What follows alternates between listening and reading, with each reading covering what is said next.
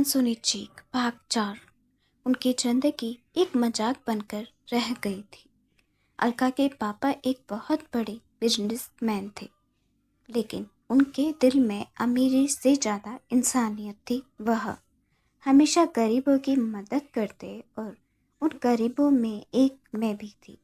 मैं उनके घर में काम करने वाले नौकर की बेटी थी। मेरे पापा बहुत ही ईमानदार थे, लेकिन एक दिन अचानक उन्हें दिल का दौरा पड़ा और वो इस दुनिया को छोड़कर चले गए। उस वक्त मेरी जिंदगी जैसे रुक सी गई थी, लेकिन अलका के पापा ने मुझे अकेला नहीं छोड़ा और उन्होंने मुझे अपनी बेटी की तरह अपना लिया। उन्होंने कहा, अब तू भी मेरी बेटी है। उन्होंने मुझे अलका की तरह अच्छे स्कूल में पढ़ाया। मेरी पढ़ाई, कपड़े, खाना सब कुछ एक जैसा था। अलका की माँ पहले ही इस दुनिया से जा चुकी थी, वो भगवान के पास चली गई। इसीलिए अलका और मैं धीरे धीरे एक दूसरे के बहुत ही करीब आ गए। हम दोनों बहनों की तरह एक दूसरे के साथ रहते, खेलते और पढ़ते। हमारी जिंदगी में सब कुछ ठीक चल रहा था, लेकिन शायद किस्मत को ये मंजूर नहीं था। लेकिन इस कहानी में एक ऐसी सच्चाई छुपी हुई थी जिसके बारे में किसी को भनक तक नहीं थी।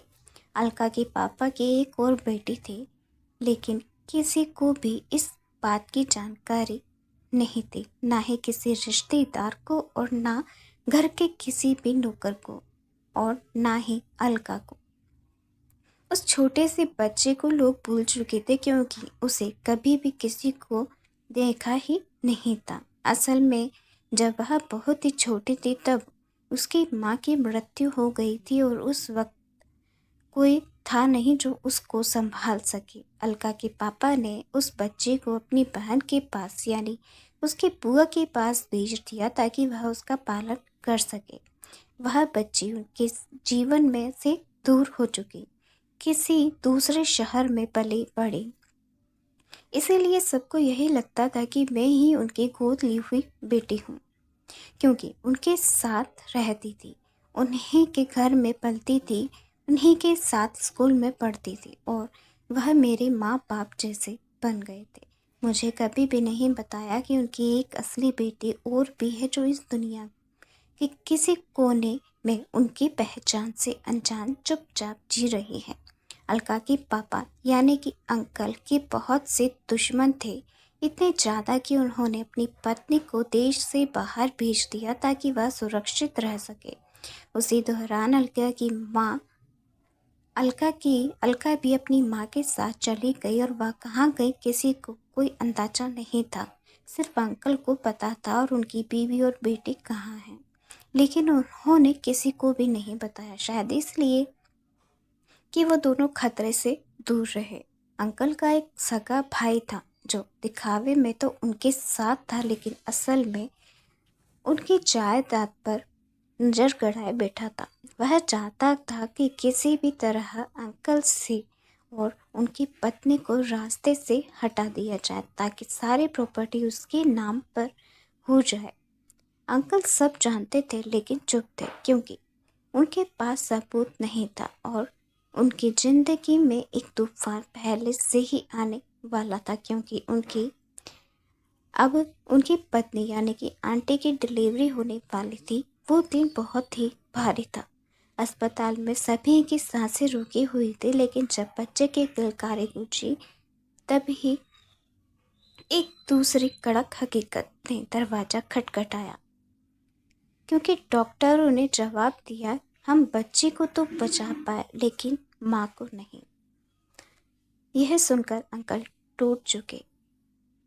वो दिन भी आया जब आंटी की मौत के बाद अंकल फिर एक फैसला लिया और उन्होंने अपनी बहन यानी बच्चे की बुआ को इंडिया बुला लिया और फ़ोन पर सिर्फ इतना ही कहा कि मुझे तुम्हारी ज़रूरत है, जल्दी ही घर आओ। जब बुआ आई तो अंकल ने उस मासूम बच्ची को गोद में देते हुए कहा, अब ये बच्ची तुम्हारी जिम्मेदारी है। अलका को मैं हॉस्टल भेज रहा हूँ और विनीता रहा हूँ और इस बच्ची को भी तुम इस बच्ची को अपने साथ हर महीने रखो और हर महीने मैं तुम्हें पैसे भेजता रहूँगा। इस बच्ची की अच्छे से ख्याल रखना।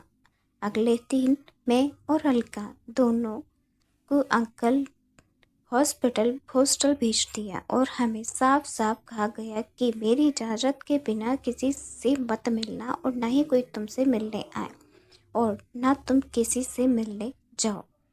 हम कुछ समझ नहीं पाए, बस चुपचाप उनकी बात मान ली। दिन बीतते गए और हम हॉस्टल में थे। वह मायूस मासूम बच्ची अब बुआ के पास पल रही थी और फिर एक दिन एक झटका देने वाली खबर आई, अंकल को कैंसर हो गया। जैसे ही उन्हें अपनी बीमारी का पता चला तो उन्होंने तुरंत मुझे और अलका को अपने पास बुला लिया। उनकी आंखों में आंसू थे, आवाज़ में कमजोरी और चेहरे पर एक ऐसा डर जिसे शब्दों से बयां करना मुश्किल था, क्योंकि अब उनकी जिंदगी में उनसे बचा हुआ वक्त भी छिनना शुरू कर दिया था। इस कहानी को आगे सुनने के लिए मेरे चैनल को लाइक और सब्सक्राइब करना ना भूलें। मिलते हैं नेक्स्ट वीडियो में, तब तक के लिए राधे राधे।